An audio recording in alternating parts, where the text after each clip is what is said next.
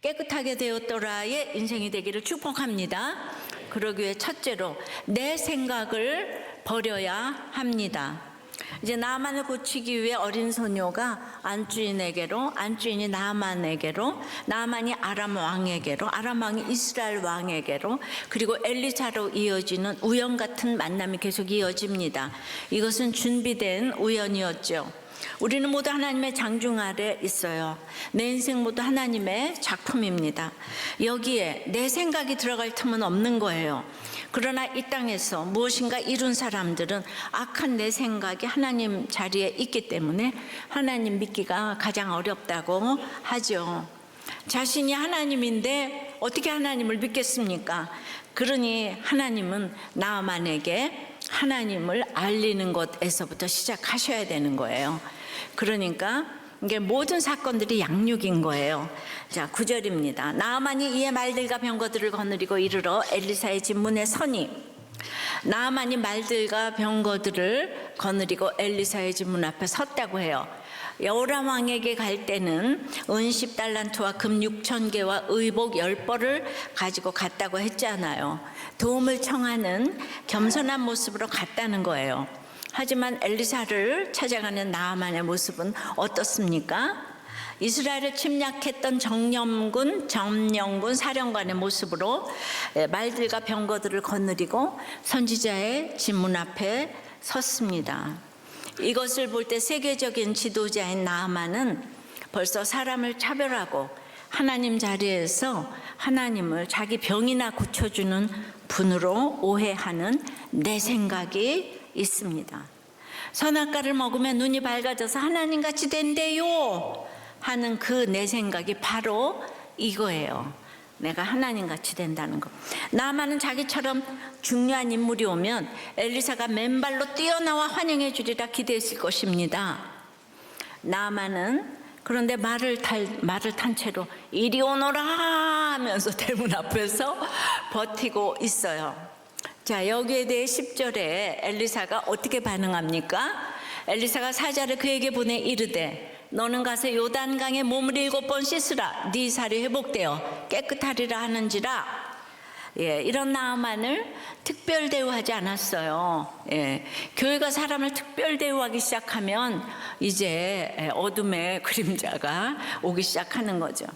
여전한 방식으로 사자, 곧 비서를 보내요. 개하시겠죠? 한마디로 나아만의 내 생각에는 문전박대라 해도 과언이 아닐 정도로 지금 푸대접을 합니다. 그런데 더 나아가서 나아만에게 요단강에 가서 몸을 7번 씻으라고 해요. 그러면 그의 살이 휘어져서 깨끗하리라고 예언합니다. 근데 이 말을 들은 또 나아만은 어떻게 반응합니까? 11절입니다.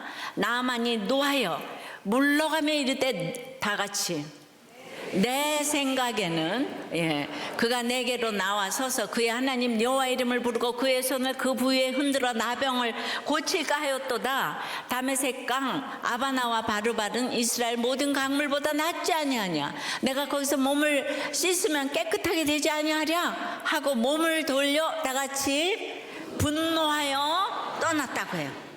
나아만은 분노했어요. 엘리사의 집 문 앞에서 몸을 돌이켰어요. 떠납니다. 나아만의 하나님 자리에 앉아있는 내 생각으로 모든 것에 분노를 가져옵니다. 어디에 분노했을까요?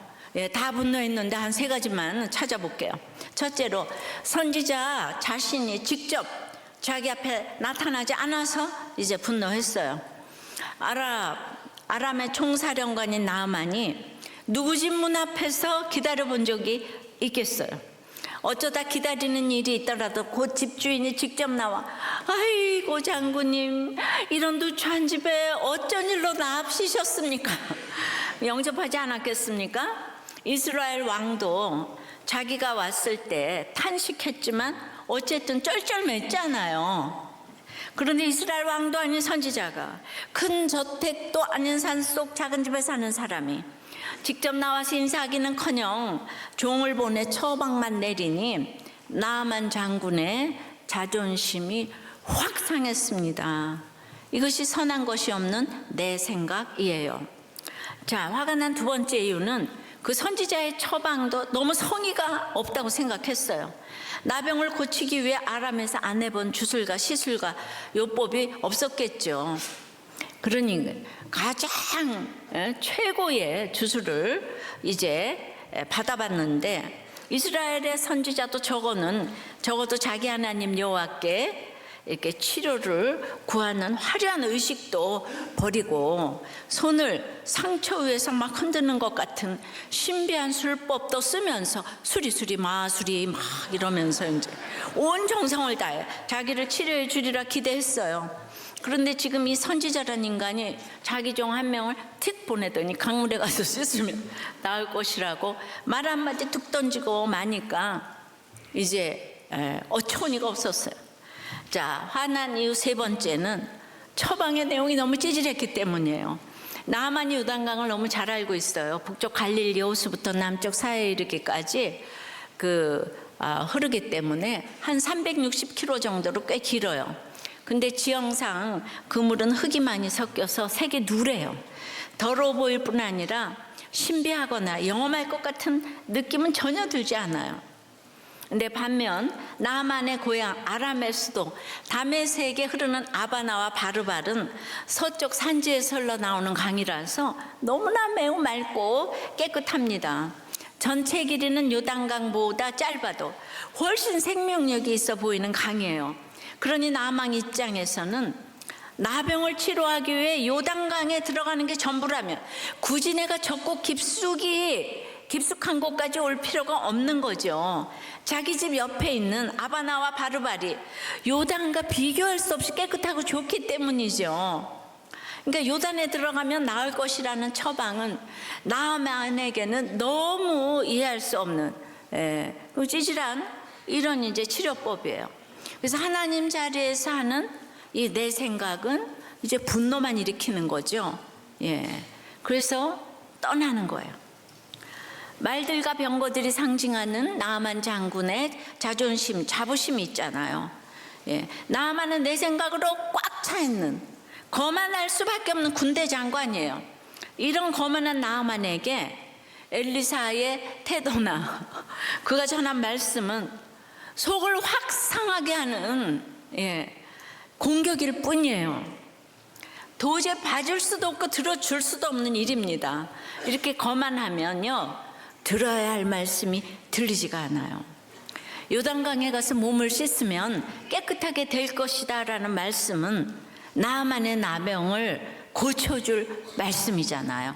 이 말을 전하는 사람이 어떻고, 근데 태도가 어떻고, 내용이 어떻고, 이런 판단을 한다는 것 자체가 내 생각이 강하다는 거예요.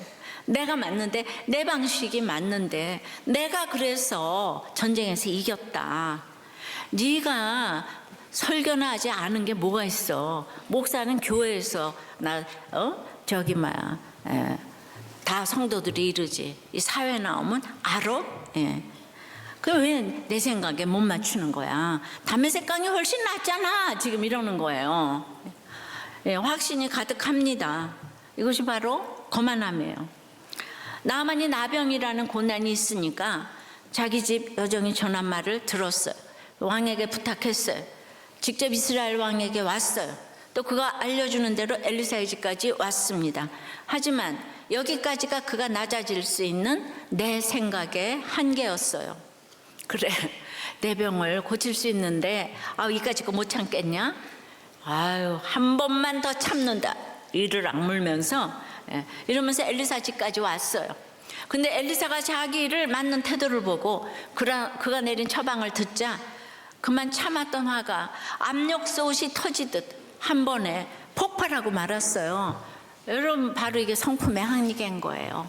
아무리 내가 잘하려고 해도 누르고 눌러도 눌리지 않는 내 생각에 그 거만함이 있는 거예요.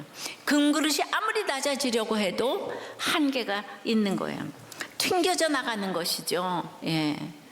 그러니까 오늘 우리 집사님 간증할 때 그 S그룹에서 20년 동안 승진을 했는데 아내도 틱, 아들도 틱, 또 다운 증후군, 그 다음에 다 암이고 불교 신자고 모두가 장인 장모 다 다 아프고 20년 동안에 저분은 참지 못하는 일이 없어. 모든 것을 저런 남편이 없고 저런 아버지가 없는 거야. 저런 또 회사원도 없고. 근데 그래서 지금 엘더하고 목자 하시잖아요. 그런데 처음으로 이번에 승진이 누락이 됐어요. 그랬더니 2달 동안 뭐 띵겨 먹고 뭐 그랬다고. 그러니까 저분한테, 그러니까 성품에 그게 이제 터진 거죠. 누르고 눌렀던. 그러니까 사람이 예외가 없는 거예요. 그러니까 이게 나만을 보면서 성품에 속지 말라는 거예요. 그러니까 이 사건이 너무 잘 온 거예요, 집사님한테. 그러니까 거만함은 잘난 사람들만 갖는 태도가 아니죠. 내가 남보다 낫다. 로우 말고 업. 낫다고 여기는 마음이 우리는 다 종류별로 있어요. 나만의 거만함은 나만 잘났어 라는 생각이잖아요. 근데 바울이 빌립보 성도들에게 뭐라고 하죠? 자기보다 남을 낮게 여기라고 하죠. 2장 3절에. 빌립보 교회 개척 멤버가 누구예요? 자주장사 루디아에 귀신 들렸던 여종, 감옥을 지키는 간수 아니었습니까?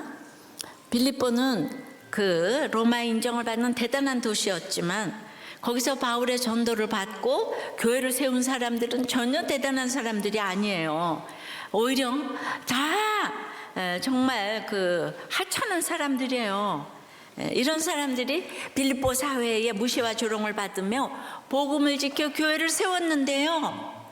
근데 결국 이 사람들끼리 어떻게 했다는 거예요?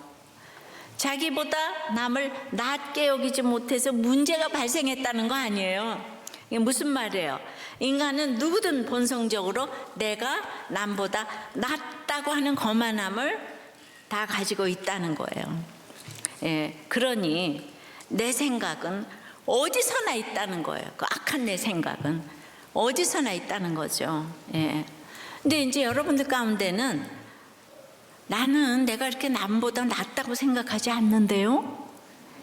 그런 분이 목장에서도 있고, 난 당신보다 낫다고 생각하지 않아. 이렇게 생각하시는 분 굉장히 그 겸손하게 계시죠? 그렇죠. 물론 그럴 수 있어요. 하지만 그 생각 자체가 우리가 얼마나 교묘하게 자신을 남보다 높이려고 하는 존재인지를 증명해 주는 말이에요. 나는 거만하지 않은데, 이것이 자신을 남보다 낫다고 여기는 최고의 금자탑이라 이거예요. 난 당신보다 거만하지 않은데, 그 사람이 최고로 고등교만이에요. 고등거만. 내 생각의 거만함을 인정해야 돼요. 거만함은 부인하면 부인할수록 커집니다. 이 거만함은 말씀을 듣지 못하게 해요. 말씀을 듣지 못하면 결코 깨끗하게 될 수 없습니다. 영적인 복의 가장 첫째가 그래서 하나님이 누구신지를 알아야 되는 거예요. 그러면 내가 하나님 자리에 있을 수가 없는 거예요. 나만이 괜찮은 사람이죠. 충성심 있고 권세 있고 아내 말 들을 줄 알고 계집종의 말도 듣는 그야말로 최고의 남편감이고 그냥 상관감이고. 근데 바로 이 나만의 그 내 생각의 그 자기 성품인 거죠. 근데 자기 성품으로 이렇게 할 수가 있어요, 사람. 그러니까 속죠. 예수 안 믿어도 그 여호람보다는 나만이 훨씬 낫지 않아요?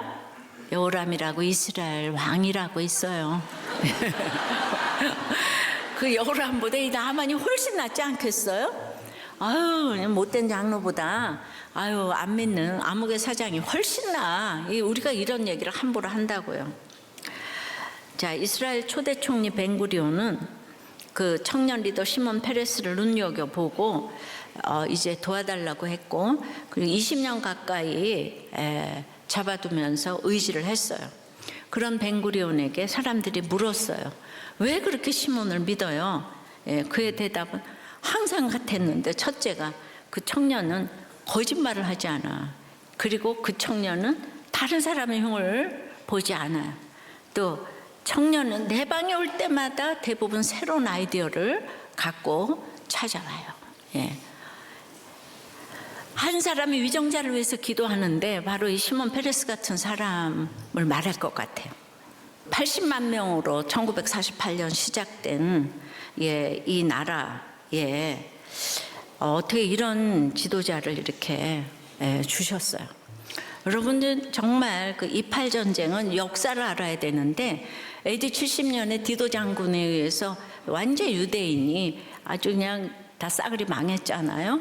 그때 흩어진 디아스포라가 2000년 동안 나라를 못 찾으니까 그래서 모여서 한 나라 그 80만 명 유대인이 다 없어지고 80만 명 얼마나 예루살렘에 오고 싶었겠어요. 얼마나 예루살렘을 탈환하고 싶었겠어요. 그런데 모두 아브라함의 후예라고 전부 다 거기가 성지래요. 모두 거기가 아브라함이 이삭을 죽이려고 했던 돌 위에 모스코가 세워지고 랄랄랄라. 그러니까 그런데 다 이제 사회주의로 이스라엘도 시작이 됐는데 이걸 자본주의로 바꾼 사람이 페레스예요. 그래서 자본주의로 바꿔서 지금 전 세계에서 제일 잘 살잖아요, 이스라엘이. 일생을 테러 위협에 시달리면서도 팔레스타인하고 이스라엘의 오슬로 평화협정을 맺어서 1992년도에 노벨상까지 받았죠. 그 한 사람의 아이디어 때문에 이 이스라엘이 건재한다고 해도 과언이 아닐 정도예요. 그 사람은 얼마나 대단한 아이디어를 냈는지 그 알아보시면 지금 입이 짧아서 설명을 이렇게 못합니다. 그분의 생각은 이스라엘도 하나님이 역사하셨을 테니까 하나님의 생각으로 그렇게 하지 않았을까 이제 이런 생각을 하는데요. 어쨌든 내 생각을 버리고 남을 낮게 여길 때 거짓말을 하지 않게 돼요. 흉보지 않게 돼요. 내가 최고라는 고집을 버리니까 늘 백성을 위해서 새로운 아이디어를 이렇게 이제 생각하는 거예요. 자기가 최고이면 무슨 새로운 아이디어가 필요하겠습니까? 그러나 모두가 내 생각을 부르짖습니다. 피해의식으로 혹은 권세로 혹은 집착으로 혹은 옳고 그름으로 다들 내 생각을 부르짖기에 집이고 교회고 나라고 이렇게 죽자고 싸우는 거예요. 정말 이스라엘은 대단해요. 이 1000만밖에 안 되는 정말 이 나라가 미국의 가장 부자들이 유대인이고 러시아의 가장 부자들이 유대인이에요. 그래서 지금 어쩔지를 못해 양쪽 나라에서도. 그러나 아직도 나라적으로 선민의식이 하늘에 닿아서 예수님을 십자가에 못 박고 예수님을 믿지 않고 있어요. 이스라엘이 안 믿어서 지금 고난이 끝나질 않아요. 이스라엘이 회개하고 돌아오면 세계의 판도가 달라질 것인데 하여튼 여러분 예수 믿는 우리는 이렇게 해석을 하고 가야 되는 거예요. 그런데 하버드 학생들이 하마스를 지지한다고 성명을 발표했어요. 하버드의 이사인 세계 최고의 부자는 유대인이야. 그래서 이사를 사표냈어요. 그러니까 지금 다 내 생각이 가득 차가지고 다 각자 자기가 옳은 대로 생각을 하는 거예요. 큐티하면 하나님이 누구신지 찾고 하나님께 질문하는 것은 내 생각을 버리는 훈련이에요.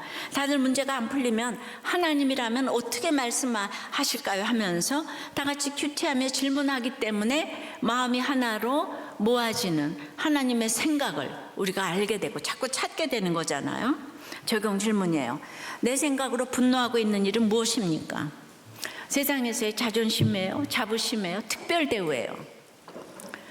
더 나가서 말씀 듣고 분노해서 예배나 목장의 자리를 박차고 떠났던 적은 있습니까?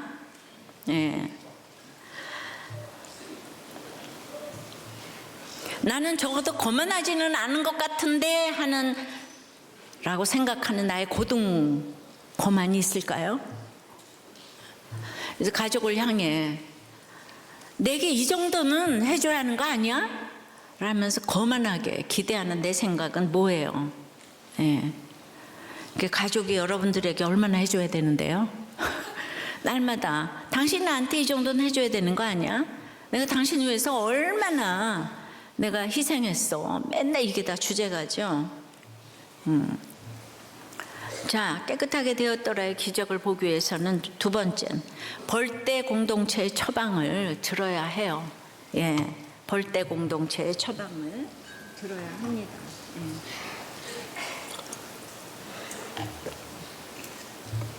11절, 13절 그의 종들이 나와서 말하여 이르되 내 아버지여 선지자가 당신에게 큰 일을 행하라 말하였다면 행하지 아니하였으리까? 하물며 당신에게 이르기를 씻어 깨끗하게 하라 함이리까 하니 지금 이제 말들과 병거들을 몰고 온 나아만 행렬은 이제 분노해서 씩씩거리며 왔던 길로 돌아서 가고 있습니다. 나아만은 지금 너무 열받았어요. 지금 천하보다 귀한 자신의 힘과 시간을 들이면서 온 길인데 병을 고치지 못하고 지금 헛걸음을 하고 있으니 얼마나 속이 상했겠어요. 집에 돌아가자마자 그 어린 소년이고 여종 계집종이고 뭐고 이제 내가 없애버려야 되겠다 이러고 벼르고 갔죠. 수행하던 종들도 너무 노하신 장군님 눈치 보느라고 아무 말도 못하고 가고 있는데 그냥 당장은 아무 말도 못했지만 돌아가는데 아무리 생각해도 이거는 아니다 생각이 드는 거예요. 하지만 장군의 부하 중 제일 높은 사람 한 사람이 이걸 말씀드릴 수 있는 상황이 아니었어요. 이건 혼자서는 이 얘기를 감당 못할 상황이에요. 그래서 종들 여럿이, 여기 복수잖아요, 그죠? 종들 여럿이 함께 벌떼처럼 장군에게 나옵니다. 여기서 나오다는 말 나가시는 그냥 가까이 가다는 뜻이 아니라 아랫사람이 윗사람에게 공손한 태도로 나아가는 걸 말해요. 기분이 많이 안 좋은 이 장군님을 잘 설득하려고 기분이 더 상하시지 않기를 바라면서 꼭 들으셔야 하는 말씀을 올리려고 그런 마음의 준비를 하고 생각을 많이 하고 나아가는 태도예요. 나아만의 종들은 그 장군 앞에 와서 아주 그냥 다들 그냥 납작 엎드렸을 거예요. 그러면서 장군이라고 그러지도 않고 주인이라고 그러지도 않고 내 아버지요 이러고 불렀어요. 예. 주인을 향해 가장 최고의 존경과 사랑을 표현하는 거예요. 예. 우리가 목장 식구들한테 이렇게 대우하셔야 돼요. 예. 예. 그러니까 지금 이 종들이 잔뜩 굳은 나만의 마음을 녹이는 아이스 브레이킹 마음 열기를 하고 있는 거예요.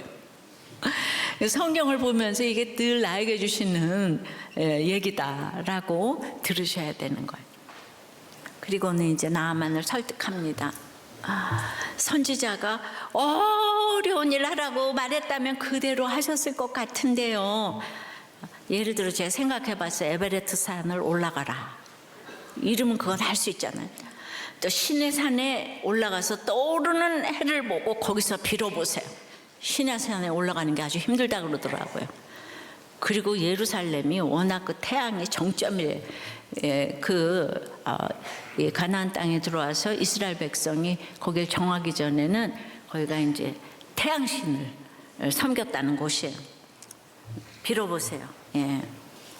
그런데 그거 어려운 일 하라 그랬으면은 이제 내 아버지요 장군님이 하셨을 텐데 선지자가 하라고 말한 것이 너무 쉬워서 우스워요, 그죠? 예. 말이 안 되네요. 흙탕물 같은 요단강에 내려가서 씻으라니 이게 말이 됩니까? 기가 막혀라. 우리 장군님을 뭐로 보는 거야? 그래도요 여기까지 오셨어요. 그냥 속눈샘 치고 한번 해보시는 게 어떨까요? 그러니까 모두 옆에서 저도 한 표요. 저도 한 표. 다들 우르르 저도 벌떼처럼 일어나가지고 칼라리를 걸어가는 칼라리의 물방울처럼 조심하면서 그러나 공손하게 그러나 벌떼처럼 설득을 했어요. 구원을 위한 이런 태도가 너무 중요합니다. 왜냐하면 나아만에게 엘리사가 처방하는 방식과 내용은 감당하기 어려운 수준인 거예요. 마음이 높아서 그 말씀이 들리지 않고 튕겨져 나갑니다. 나만이 내 생각으로 귀가 막혀서 듣지 못하는 말씀을 그의 종들은 들었어요. 종들은 이스라엘 선지자가 시키는 대로 하면 주인의 병이 고침을 받을 수 있다고 생각이 되는 거예요. 확실히 장군보다는 이 종들이 말씀을 들을 가능성이 높은 거예요. 왜냐하면 이 비천한 환경에 있는 종들은 믿음이 있어서가 아니고 낮은 환경에 있잖아. 마음이 상하고 낮았기 때문에 이 말씀을 쉽게 받아들이고 쉽게 순종해요. 종들도 믿음이 좋아서가 아니에요. 평소 당한 게 많기에 분노하는 주인도 너무 이해가 되는 거예요. 그리고 요단강에 들어가기도 너무 쉬워요. 그래서 벌떼같이 나와서 외치는 거예요. 그 말씀이 그런 뜻이 아니라고요. 화를 내실 일이 아니라고. 순종해야 할 이유가 100가지도 더 된다고. 이거 하면 절대로 손해나는 일이 아니에요. 눈 딱 감고 말씀대로 한번 해보세요. 이 어려운 선지자의 말씀을 한 목소리로 해석해서 외칩니다. 이게 우리도 꽤 목장이 하는 일 아니에요? 이렇게 벌떼처럼 나와서 해석해주는 지체가 있을 때 이제 말씀대로 물에 들어가 몸을 씻는 순종을 할 수 있게 되는 거죠. 깨끗해지게 되죠. 거룩해지고 구원을 얻게 됩니다. 여러분, 이혼하고 싶고 자살하고 싶은 생각 안 드는 사람 어디 있겠어요? 하나님 없는 인생은 아무리 겉으로 거만해 보여도 속으로는 살 수가 없이 힘들고, 겉으로 아무리 강해 보여도 속은 다 연약합니다. 이 곤고함을 홀로 질 수 있는 사람은 없습니다. 그런데 이렇게 벌떼처럼 나와서 말씀을 해석해주는 공동체 안에 있을 때 이혼하고 싶은 마음도 그대로 있고 자살하고 싶은 마음도 그대로 있지만은 결론적으로는 이혼도 막아지고 자살도 막아지는 것을 우리들 공동체를 통해서 열매로 보여주고 있어요. 우리는 다 연약하지만 우리를 한 공동체로 불러주신 하나님이 전능하시기 때문에 우리가 이 벌떼 공동체가 가장 강한 공동체인 줄 믿습니다. 적용 질문이에요. 그래서 이렇게 말을 잘 듣는 편입니까? 누가 무슨 말을 하든지 일단 아니, 그게 아니고 이거부터 하는 편이에요. 벌떼처럼 나와 외치는 지체들의 말을 들었더니 어느덧 깨끗함을 얻은 경험이 있습니까? 아니면 공동체가 맹신주의라고 생각이 됩니까? 5번만 와보라고 이혼해 주겠다고 5번 왔는데 결론은 이단은 아닌 것 같은데 공동체 맹신주의가 있다고. 그래서 반드시 들은 말 기억이 나게 되실 줄 믿습니다. 꼭 돌아오게 되실 줄 믿어요. 여러분도 어떻게 생각하세요? 지체들과 함께 나아가 공감해주고 해석해줘야 할 사람은 누구입니까? 근데 오늘 나만의 이 병을 치료해준 벌떼 공동체는 종들의 공동체잖아요. 그래서 이런 목장 나눔을 하나 읽어드리려고 그래요. 벌떼 처방. 다 여러분들이 그렇게 하시면 안 되고, 이제 3년을 내리 목장에 참석을 하셨지만 회개하지 않고 처방에도 순종하지 않는 집사님 부부를 권면하는 나눔이에요. 이것도 때에 맞춰서 큰 사고가 났어요. 어디 이렇게 어떤 세상 모임에 갔다가 상으로 받은 와인병에게 화풀이 하면서 깨려고 하는 아내를 말리면서 몸싸움을 하다가 병의 아내가 머리를 다쳤다는 거예요. 그러니까 지금 이제 엄청 큰 그냥 어쩌고 저쩌고 이제 얘기가 나왔죠. 그래도 이 또 부부가 목장에 참석을 했다는 게 어딥니까? 이제 목자님이 집사님은 대체 왜 처방을 했는데 속이고 세상적 모임에 나가십니까? 죽는 걸 알면서 나가는 집사님은 공동체의 권면이 두렵지 않으세요? 장모님께 보내는 카톡은 부인 집사님과 상의하셔서 합의된 내용을 이제 이렇게 분별하여 보내시기를 바라요. 공동체에 나오는 이유와 사명이 무엇인지 그렇게 말씀드려도 모른다 하시면 안 돼요. 예배를 회복하여 회개하시라 하지 않았습니까? 두 분을 3년째 흘려보내지 않고 뵙지만 변함이 없으세요. 공동체에서 들으라 하셨는데 자꾸 각자 산당을 지으십니다. 예. 그랬더니 이제 이 목장 식구들이 한 명이 전 하루만 쉬고 싶어도 오늘 쉬면 내일 걱정해야 하기에 너무 힘들어요. 근데 여기서 제일 잘 먹고 잘 사는 좋은 환경의 두 분이 왜 그리 싸우는지 전 도무지 모르겠습니다. 또한 죽을 것 같아서 나는 가게도 하나 더 해보려 하지만 목장에서 하지 말라고 권면하시니까 나는 일주일을 목장에 와서 듣는 적용 하나로 버팁니다. 왜 싸우시면서 목장은 나오세요? 예배는 잘못 들으시면서 왜 기도는 해달라고 하세요? 그렇게 안 듣고 안 되면 안 나오시고 하지 말고 이혼하시고 떠나셨으면 하는 마음이 너무 들어요. 두 분은 그냥 잘 살기만 하면 되는데 왜 그리들 싸우세요? 목장에서 답을 다 알려주는데도 매주 일부러 그러시는 것도 아니고 왜 이렇게 말을 안 들으십니까? 예. 그러니까 또 다른 목장 식구께서 목장에 행복해서 즐기려고 나오시는 집사님은 한 분도 없어요. 여기 이 자리에 와서 듣지 못하고 나누지 못하면 죽을 것 같은 절박함이 있어서 지금 여기 있는 거예요. 하나님이 보내신 공동체가 말씀으로 권면하고 기도하는데 왜 듣지 않고 구원이 뭔지 회개가 뭔지 모르겠다고 하시는지요. 목사님이 정신과 가란 얘기는 믿음이 없어 들을 힘이 없으니 일단 병명을 병명을 알고 인정하라고 하시는 거예요. 그 첫걸음이 나를 인정하고 회개하는 시작입니다. 그래서 치료를 받으시라 하는 것이에요. 목자님 처방대로 약 드세요. 3년을 미루셨으면 이제 들으실 때 되셨습니다. 내일 당장 약 드십시오. 우리는 공동체 누구라도 놓치고 싶지 않아요. 제발 인정하고 약 드세요. 우리 안에서 변하시는 두 분을 보고 싶습니다. 두 분의 회개를 위한 목장이 되게 해주세요. 이걸 짧게 요약을 해서 나 하여튼 그대로 읽었어요. 그랬더니 이제 드디어 그 남편 집사님께서 네 알겠습니다 듣겠습니다 이렇게 대답을 하시더라고요. 박수. 내가 요거 안 썼으면 안 읽었을 건데 근데 목자님이 우리들 교회에서 변하지 않는 사람은 아무도 없어요. 변화되지 않은 말씀이 안 들리니까 아마 떠날 거예요. 근데 우리들 교회 계신 분들은 다 변해요. 사건이 변하는 건 없어요. 내가 말씀 듣고 변해야 합니다. 모두들 말씀 안에서 변하는 우리 공동체가 되어 가십시다. 기도하겠습니다. 할렐루야. 그러니까 저는 이 종들의 처방이 오늘 나만을 살렸잖아요. 근데 오늘 이 목장 식구 종들의 처방이 이런 목장 식구들만 있으면 소도 잡고 말도 잡을 것 같아요. 안 그래요? 정말 최고의 우리들 교회 목장. 그랬더니 또 이제 행복 강의로 유명한 하버드의 탈벤 샤르 교수님을 포럼에서 비대면으로 만났고 질의응답을 할 기회가 있었대요. 또 이분이 대단한 분이 우리도 교회 분목자로 계시더만요.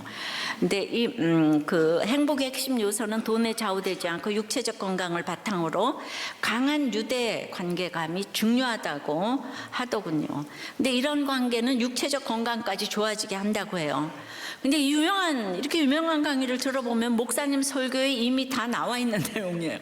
성경 말씀에 근거했기 때문에 더 논리적이고 우리를 살리는 말씀이라는 생각이 듭니다.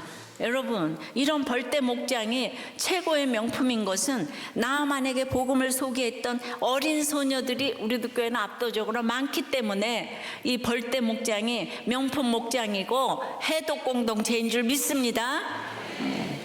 깨끗하게 되었더라. 세 번째는 하나님의 백성으로 받아들여지는 것입니다. 14절 15절 나아만이 내려가서 하나님의 사람의 말대로 요단강에 7번 몸을 잠그니 그의 살이 어린아이의 살같이 회복되어 깨끗하게 되었더라.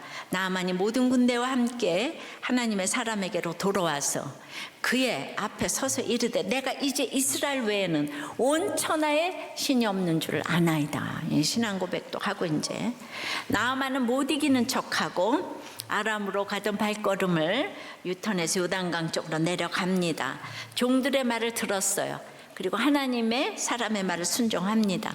내 생각으로 할 때는 분노했는데 내 생각을 내려놓고 하나님의 사람의 말대로 하니 내려가게 됩니다. 공동체가 너무 중요해요. 그래서 적용하도록 도와서 내려가는데요. 우리는 뭐든지 인정하는 게 너무 중요해요. 그런데 실제로 실천하기는 생각처럼 쉬운 게 아니에요. 7번 내려가서 몸을 씻는 게, 처음 몇 번은 몸을 씻을 수도 있죠. 까지 믿져야 본전인데, 근데 한두 번 했을 때는 한두 번 했을 때 자기 몸에 어떤 변화라도 일어나게 된다면은 확신을 가지고 끝까지 순종할 것인데 아무런 변화가 일어나지 않는 거예요. 이렇게 되면 그 말에 대한 진실성에 의심을 품고 다 하던 일을 이렇게 중단하게 되는 거죠. 좋은 강에 들어가서 고쳐준다면 그게 주술과 다름없지요. 말씀대로 순종하니까 치유가 일어난 것이죠. 그동안 수많은 제안과 편지와 대화가 오고 갔지만 실제 치료는 너무 간단하게 끝마쳐지는 거예요. 열왕기서 기자는 나아만이 어떻게 치료를 받았는지에 대해서는 별로 관심이 없는 것 같아요. 우리도 그래야 돼요.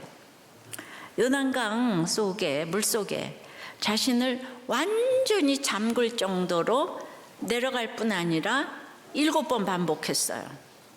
아울러 성경에서 물에 잠기는 것은 주로 죽음을 상징하지요. 죽어지는 이 순종, 십자가의 겸손을 의미하고 회개를 의미하고 그것이 이제 깨끗해지는 길인데요. 물속에 몸을 전부 집어넣는다는, 조금 이제 그 원문 해석을 좀 할 테니까 골치 아파도 좀 들으세요. 물 속에 몸을 전부 집어넣는다는 건 타발 동사인데요. 근데 엘리사가 10절에 명령할 때는 라하츠 동사를 썼어요. 그런데 이 타발은 라하츠보다 더 철저하게 몸을 씻었다는 거예요. 엘리사가 말한 것보다 더 훨씬 진실되게 씻었다는 거예요. 이 몸을 잠그다라는 의미의 타발은 성경에 16번밖에 사용되지 않은 단어인데 주로 제사의식이나 정결의식을 행할 때 피나 물에 담그는 이제 행동을 표현하는 단어예요. 7은 이제 완전수죠. 그러니까 레위기 14장에 이런 7이라는 숫자가 나타나는데 오늘 14절 마지막에 깨끗하게 되었더라 나오잖아요. 거기서 이제 물에 잠그니 회복되어 이 동사가 계속적인 와우에 이 깨끗하다라는 의미를 지닌 타하르의 미완료형이 결합된 형태가 14절인데요. 해석을 하면 나병에 걸린 나아만의 그 흉측한 피부가 마치 어린아이의 피부처럼 깨끗하게 된 일이 오랜 시간에 걸쳐서 서서히 진행된 것이 아니라 요단강에 7번 몸을 잠근 직후에 바로 단번에 이루어진 사건이라는 거예요. 우리가 여리고 생각하면 알죠. 열세 바퀴 지날 때는 아무 일이 일어나지 않았어요. 근데 마지막에 그 무너지는 거는 단번에 일어난 일이잖아요. 그러니까 이 타르 동사는 병의 치유 그 이상의 의미를 지나는데요. 레위기 14장 문맥에서 보면은 타르는 단지 이제 깨끗하다라는 의미뿐만이 아니라 이게 제사의식이나 정결의식에서 사용되는 단어라고 했잖아요. 그러니까 하나님의 백성의 일원으로 받아들여진다는 의미가 있는 거예요. 그러니까 그만큼 나아만은 진심으로 회개했다는 거예요. 7번을 이렇게 들어갔다 나갔다 하면서. 그러니까 단순히 나아만을 육적으로 치료하는데 목적이 있었던 것이 아니라 차별 없이 하나님의 백성이 되게 하신 거예요. 엘리사의 말에 순종한 결과 그 살이 어린아이처럼 되었다는 것은 나아만도 그 2절의 어린 소녀가 가졌던 믿음을 같이 갖게 되었다는 거예요. 이 같은 회복을 체험한 후에 엘리사에게 되돌아오죠. 15절에 돌아옴을 의미하는 이 슈브 동사는 거의 영적인 회심을 수반하는 특징을 가졌어요. 그러니까 나아만은 신체적으로나 영적으로 모두 하나님께 돌아오게 된 것이죠. 궁극적으로 나아만은 하나님의 말씀대로 치료를 받았어요. 하나님의 말씀은 생명을 살리는 능력을 갖고 있습니다. 그러니까 결국 깨끗한 자는 살아난 자이고, 살아난 자는 겸손한 자이고, 겸손한 자는 남을 낮게 여기는 자, 이것이 깨끗한 자입니다. 내가 고침받아서 남을 낮게 여겨야 되는 거예요. 살려야 되는 거예요. 이런 사람이 하나님의 백성의 일원이 되는 것이라고 생각합니다. 그러니까 나만이 병만 고침받는 게 아니에요. 여러분, 병 고침 자체가 목적이 돼서는 안 되는 거예요. 적용 질문이에요. 여러분은 병 낫기가 목적입니까? 하나님의 백성 되는 것이 목적입니까? 이걸 우리가 밑동 잘린 나무 같으면 이 후자가 너무나 목적이 돼야 되지 않겠습니까? 예, 이런 먼 데를 내다봐야 되는 거예요. 예. 그게 28 전쟁도 끝나려면은 무슬림들이 잘 살아야 돼요. 그래서 경제 정책을 제공해야 돼요. 전쟁만 할 게 아니라 서구 열강은 이거를 의논해야 돼, 이스라엘하고. 7번 물에 잠기는 죽음에 이르는 순종은 세상에서도요, 주인이나 주인의식을 가지면은 하게 되지 않습니까? 어려워지면요, 사장은 아무것도 물불 안 가리고 나가서 회사를 위해서 생명을 내놓죠. 그러니까 그러니까 이렇게 이제 그런 주인, 그런데 우리가 예수 믿는 우리는 당연히 하나님의 정권대사로서 주인의식을 가지고 죽어지고 썩어지고 미랄이 되는 이 순종을 해야 되지 않겠습니까? 광해군 때문에 반정을 일으킨 인조왕하고 광해군을 비교를 하면, 광해군은 그 모든 실정을 뛰어넘는 실적이 있었다고 하죠. 그런데 그 때문에 개혁을 일으킨 인조 때는 이괄해난 정묘호란, 병자호란으로 나라가 이제 거덜이 났어요. 진짜 아이러니컬합니다. 먹을 것도 입을 것도 없는 지경에서 이제 계속 전쟁이 나니까 인조가 도망을 가니까 백성들이 도망가지 말라고 배를 숨겼대요. 저는 이제 어렸을 때부터 이제 국어 시험, 역사 시험 이렇게 보면은 이렇게 이제 왕들 외우는 거 있잖아요. 그래서 그때부터 너무 외웠어요. 태정태세, 문단세 이렇게 예성년중, 임명성, 광인, 효연, 숙경령, 정순원철, 고수 이러면서 왕들에 대해서 전공을 했는데, 진짜 이 세상에 가장 3D 업종의 클라이막스는 왕인 것 같아. 조선의 왕. 혼자서 대구 별아벨 거를 다 혼자 하다 다 일찍 죽잖아요. 누가 왕을 부럽다고 했어요. 그러니까 이제 먹을 것 입을 것도 없는 지경에서 지금 이제 드디어 인조가 조선 왕조에서 전무후무한 대국민 사과를 했어요. 뭐라고 썼냐 하면, 외로운 성에서 포위당한 채 봄을 맞았답니다. 자식을 사랑하고 돌보는 마음은 천성인데, 나는 지금 두 아들과 두 며느리를 모두 북쪽 청나라로 떠나보냈다는 거예요. 인질로 잡아갔잖아요. 그러니까 이게 말이죠, 이 보통 굴욕을 당한 게 아니에요. 근데 부하들이, 신하들이 잘나가지고 청나라 황제가 왔는데 아무도 배려를 하지 않아. 감히 우리가 어떻게 저 오랑캐한테 인사를 할 수가 있냐. 이러니까 이제 신하들 때문에 나라가 망한 거예요. 근데 인조가 막 9번을 갖다 절을 해가지고 조선을 침략하지 않기로 그걸 받아냈잖아요. 그죠? 정말 이걸 좀 아셔야 돼요. 돌아보건대 백성을 기르는 자리에 있으면서 나 한 사람의 죄 때문에 모든 백성에게 화를 끼쳤다. 군사들은 전장의 원혼이 되게 했고, 죄 없는 백성들은 모두 포로가 되게 하여, 아비는 자식을 보호하지 못하고 지아비는 지어미를 보호하지 못하게 하여 가슴을 치고 하늘에 호소하게 하였다. 백성의 부모가 되어 이 책임을 누구에게 돌릴 것인가. 이 때문에 고통과 괴로움을 머금고 오장에 애 있는 듯하여 뜬 눈으로 밤을 새운다. 이렇게 스스로를 낮추고 나의 죄를 운운하면서 백성들에게 머리를 숙인 왕은요, 없었어요. 왕으로서 이렇게 사과를 한다는 것은 그 당시 왕으로서는 죽음을 달라 저 오랑캐한테. 예. 그래서 진짜 이 유교가 진짜 그 사과 하나 하는 걸 그렇게 못하는 거예요. 우리만 잘나면 남이 알아주나요? 바로 그 전에 있었던 선조 때, 임진왜란 때도 선조가 도망가면서 사과하지 않았어.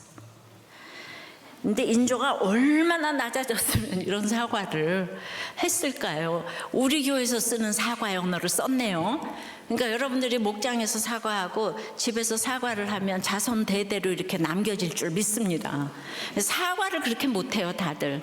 미안하다, 고맙다, 사과 이거 못합니다. 이런 인조도 그분이 또 뭐 믿음으로 했겠어요. 권력 앞에서는 예외가 없어서 청나라에 보냈던 아들 소현세자가 돌아와서 청의 문물을 받아들이고 나라를 이제 좀 바꿔보려고 했더니 아들을 견제해가지고 독살했다는 그런 썰이 있죠. 여러분, 이렇게 권력 앞에서는 누구도 믿음의 대상이 아니에요.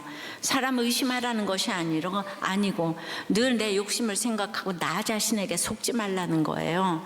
끊임없이 그래서 하나님의 생각으로 분별해야지 깨끗해지는 비결이 되는 줄 믿습니다. 이렇게 지금 온 나라가 힘든데 정말 이런 위정자가 한번 나오기를 간절히 바랍니다. 말씀 맺어요.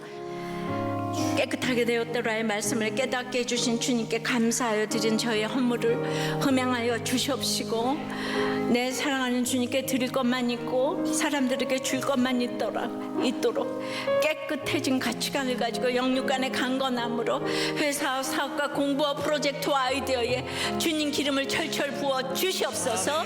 예수 그리스도 이름으로 기도드리옵나이다. 아멘.